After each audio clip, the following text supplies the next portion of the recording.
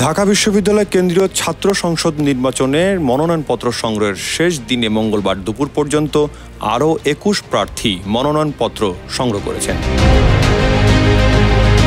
মনোনয়নপত্র সংগ্রহের সময় একদিন বাড়ানো হয়েছে, সেই হিসেবে আজই শেষ দিন। তবে বাড়ানোই বিশ্ববিদ্যালয় প্রশাসনের বিরুদ্ধে পক্ষপাতিত্বের অভিযোগ তুলেছে গণতান্ত্রিক ছাত্র সংসদ সহ কয়েকটি ছাত্র সংগঠন।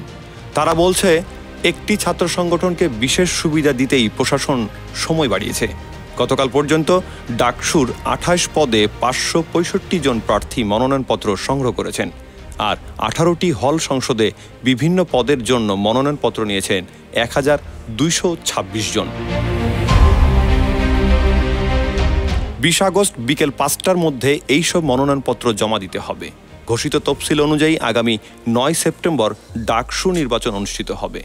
হলের বাইরে ৮ কেন্দ্রে ভোট গ্রহণ করা হবে। ইতিমধ্যে চূড়ান্ত ভোটার তালিকা প্রকাশ করা হয়েছে। চূড়ান্ত তালিকায় মোট ভোটার সংখ্যা ৩৯,৭৭৫ জন।